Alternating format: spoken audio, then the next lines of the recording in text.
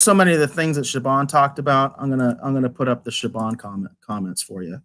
Because you know what, I do appreciate him actually taking the time to address some of this stuff. I don't necessarily like his answers, but here we'll go through this because he addresses some of the stuff we've just talked about. So the first one we got here is, you're a Star Trek fan watching Star Trek Picard. You have questions.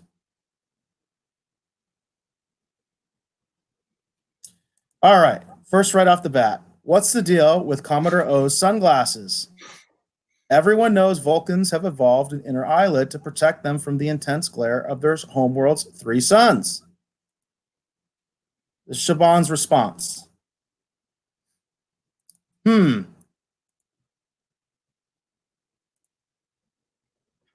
What, therefore,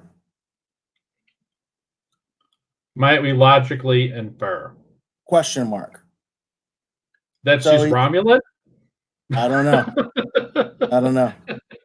Even if she's Romulan, I still think those are cheap sunglasses. I would assume that they're saying that she's not Vulcan. She's something. I kind of half thought that for half a second, but I just.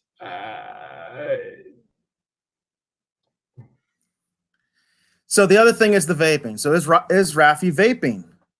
Please tell me Raffi is not vaping.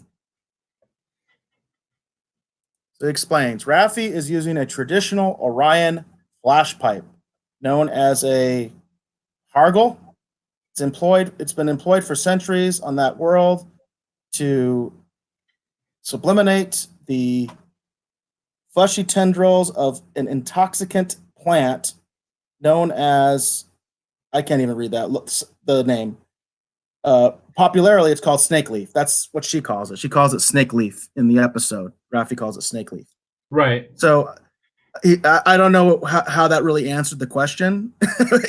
He's just giving this sort of, I guess, weird in-universe explanation that this is apparently a drug that's popular with the Orion Syndicate. And of course, we know the Orion Syndicate are not really good people. They're pirates. So I guess that's what that's supposed to be about. So which again, if she was off-world on some that makes sense, right? Yeah. Where they're again, because Picard could have hopped on a Federation ship to get to an outpost because he's got to get to a non-Federation ship. And it's or she could be staying in an Orion-controlled world. You know what I mean? Then people get it. Oh, the Orions are criminals. Blah blah blah. I get it. That makes sense now. She's a pirate. She has connections to this pirate guy. They're going to use his ship. Clearly, they're not Federation. But it's a Starfleet. There's a different way to still get here without making it seem so. I don't know. So then we got another person going back to sunglasses. Says, okay, but sunglasses and vape pens, and then they actually crossed it out with what he called it, which is a Horgel. I guess Horgel is what he calls it in the universe. And like Girardi uses earbuds.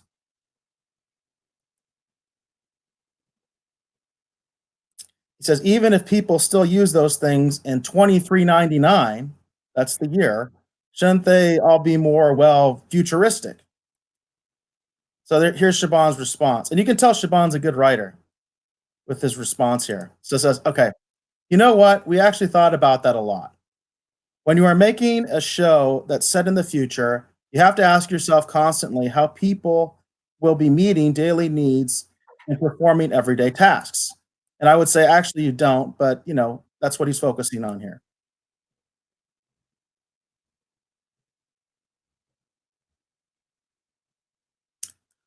Says, so one guiding principle is that some fundamental objects and tools evolve in ideal form.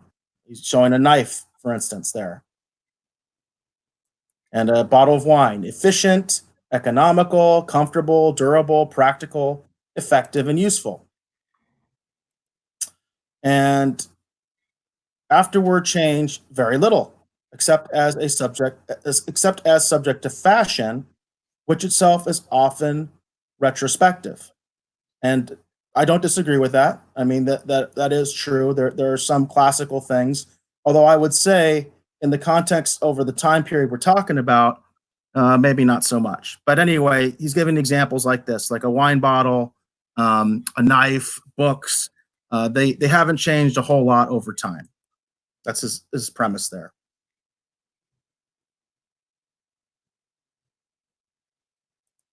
Certainly, any human civilization in which all the objects and appearances of everyday life were brand new, of recent invention, and thoroughly contemporary in design would be truly unprecedented.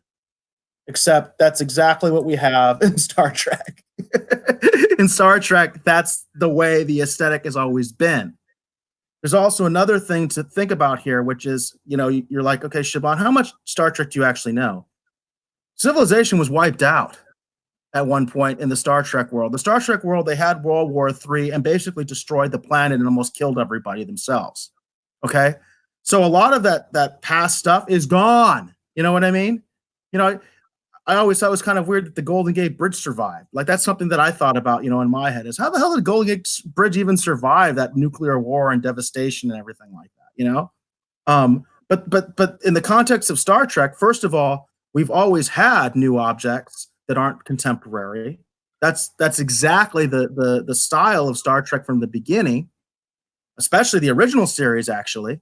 Ironically, the oldest show was the one that was like the most different, and we never hardly ever saw anything that was contemporary. And then you talk about this idea that, it would be unprecedented human civilization. Not if human civilization was essentially wiped out. You know what I mean? If we had this massive nuclear war, guess what? There wouldn't be a whole lot of old stuff left, would there? So it's like, okay, hey, he's trying at least. I'm just not buying what he's selling. All right, so we have this character, which actually, this character is probably one of the most intriguing to me personally. He says, okay, but what about Rios's tobacco habit? One thing we know for sure about the future Star Trek is that humans have at least come to their senses about this particular unhealthy, obnoxious practice. It's like, yeah, you really would not think in the Star Trek world that they would still use tobacco. It doesn't really make a whole lot of sense.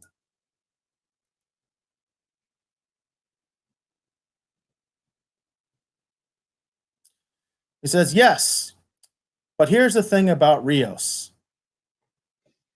He studiously maintains a lot of seemingly outmodeled habits, practices, and pursuits, many, but by no means all of them connected to his ancient Latin American heritage. All right. Okay. I'm just going to call a spade there. That's like a racist comment. That's basically saying that you're enhancing a racist stereotype that, Latinos and Hispanics all smoke. That's essentially almost what he's saying there. Okay. Are there a lot that do? Like, you have the Cuban cigar thing. Yeah, that's a big thing, right? I mean, it's undeniable, but that's a stereotype. That's a stereotype. That's what that is, right? I mean, I don't know how else you interpret that, but that's basically what he's saying is, hey, it's Latinos, they smoke, right? They smoke cigars.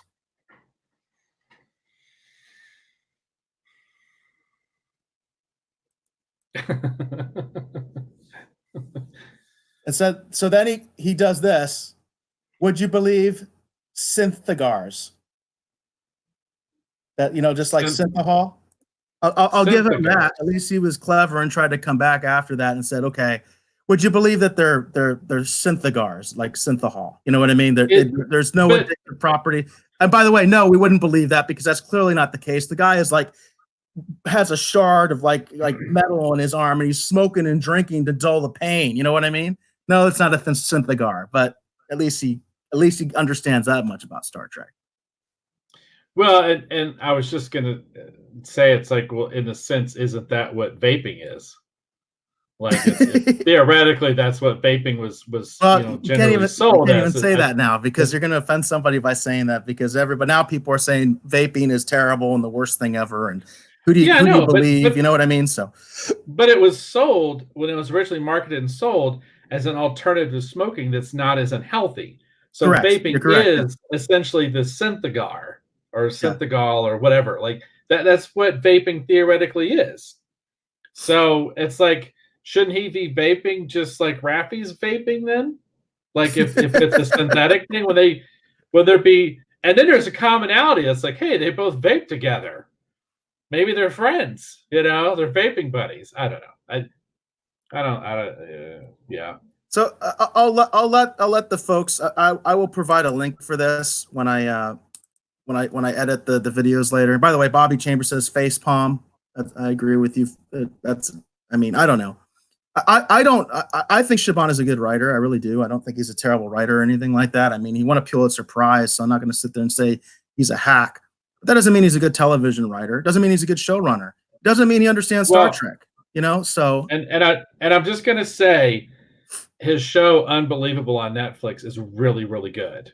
So he is a good writer. He's a talented writer, and he might love Trek. But whenever you're involved with properties, and you know this as well as I do, Eric. Whenever you're involved yeah, with can you go back properties, because I lost you for a second and I didn't okay. hear what you were saying about Chabon. So I was just gonna say his show Unbelievable on Netflix is really, really good, and I highly recommend people check it out. It's very good, especially if you love things like Mindhunter. Like if you enjoyed Mindhunter is a great show on Netflix. That's not one of his shows, but he is a showrunner, and he did write several episodes of Unbelievable. It's a very, very good show. So he is a talented writer, and I know from Unbelievable that he is a talented showrunner. But all I was just going to say is that I know personally, and I know this, this as well, Eric, that whenever you have a valuable property and there's a lot of different people who have a stake in it, even though you may write something or you may create something, by the time the final form ends out on the other side, it may not even been what you originally intended in the first place. Well, we know that's the case with Chabon. We know he said that's the case, that his initial pitch was thrown in the garbage. Those were like his words. His pitch that got Patrick Stewart to do this show, they threw it in the trash. And he said none of that stuff made it into the show. That's what he said on the Ready Room. Yeah. And seriously, I mean, this is such a simple fix in my mind.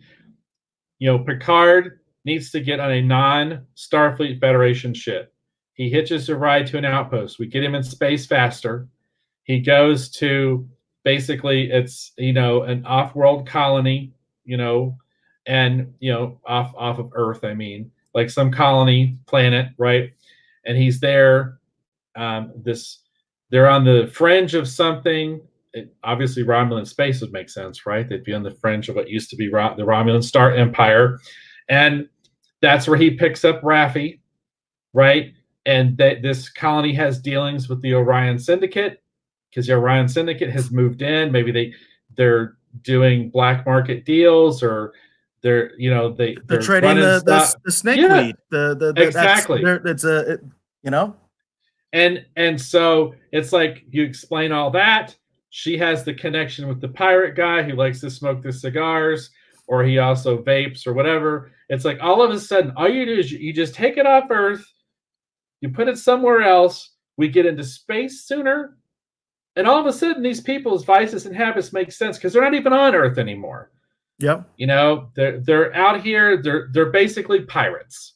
It's like, then if they smoke or they got peg legs or, friggin' parrots, nobody questions it. Of course, he's got a space parrot that smokes a cigar. He's a pirate. And we also have that holographic parrot.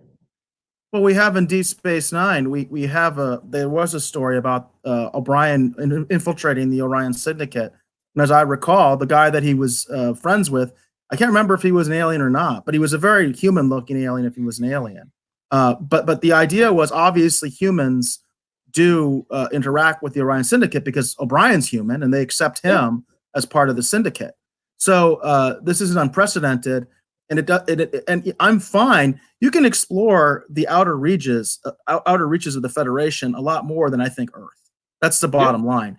Earth is a paradise. That's the idea. Earth is a paradise. Humans on Earth are more evolved, all that kind of stuff. Those are pillars of Star Trek. Pillars that Star Trek is built on. And when you take those pillars away, that's when you screw everything up. And the thing is, you just came up in like a minute. Literally, you were only talking for like 2 minutes and fixed the story to make it Star Trek, and they could still do their narrative. You didn't change the plot of the story at all. You just made it Trek. You know what I mean? You made it actually within the context of Star Trek because you care about Star Trek. You know this stuff. Why couldn't they do that? And Bobby says 60-second fix. You fixed, and you didn't even change the story. 60-second fix, and now it's Star Trek. Now I like your show. Now I want to watch your show. Now I want to support your show. I want to promote your show because I'm a Trekkie, and I think that's awesome. I get it.